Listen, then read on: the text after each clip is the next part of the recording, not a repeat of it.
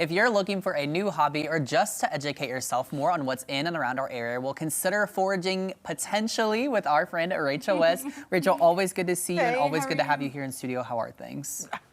The sun healed my life over those 2 days. It might be cold now, but the vitamin D. The sun is still out though, so that's a positive. It's just a little chillier than normal. And the warm is coming back, so there's hope. And there's flowers now. So I feel like as I'm driving and I see the Forsythia blooming, I feel like I keep telling myself that I made it. I'm like, you made it.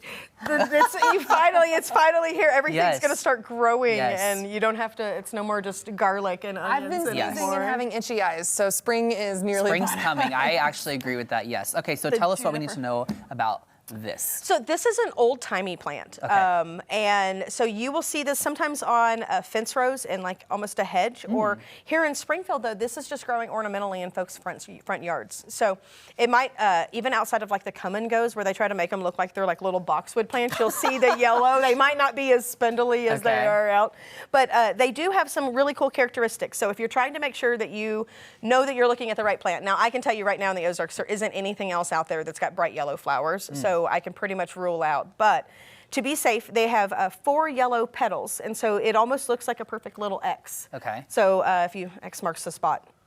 They have some really great qualities, and as you can see right here on these, notice the little leaves that are starting to come out.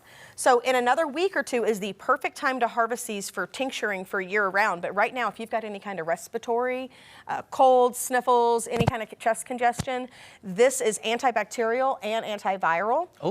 It also has been now recently studied where on PubMed, if you guys are nerds like me and you want to go actually get to the science, go to PubMed and type in the Forsythia suspensa, which is the Latin name, and you'll see all of the recent studies. But for not just reducing, but reversing some neurological signs of Alzheimer's and other types of, so it's a neuroprotectant is what it's being called, but it is refiring the gray matter and helping with blood flow to the brain in patients where that is an issue. And so for somebody who's just normally was around, when I was a kid, we used to do the aluminum foil wrapped potatoes, and aluminum is like linked to Alzheimer's and other things, and so it's also called type 3 by diabetes, and so obviously I like my sugar. So we've got to tone it all down. But for our anti-cancer, medicine, this is something that has been looked at and has been studied, and is so colds, flus. And then also, if you guys are into making your own salves,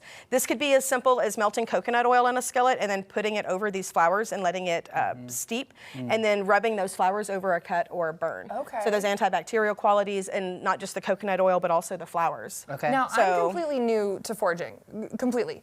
Tell me how you get those benefits. Like, how are you ingesting it? Are you just picking it up and eating it? Are you making a tea? Yeah. So that's why I had pulled a few of these little flowers. So right now, what I would do is to allow these to still continue to grow. I would just pick the flowers and the leaves, and then I would make a tea, or you can make a tincture. So how to make a tincture is you can do the folk method, which is just fill a mason jar up with the flowers like you're tucking in a fairy. You don't want to press it in, but just nicely tuck it in. And then you can pour over Everclear or something like that. These are a nice moist flower, so they can take the straight alcohol. There's some plants, we can get into that later in another class or another episode, where you need to pour, they have alcohol soluble and water soluble constituents. And so this one, because you can do a tea with it, it has water, so you wouldn't be extracting that in the tincture unless you pour over boiling water first at a steeping point and then have like a 40% alcohol.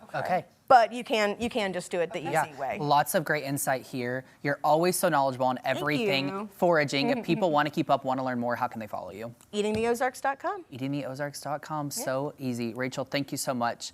I'm just like filled with knowledge. I feel like this is incredible. I know, and I want to learn so much more. Yes, yeah.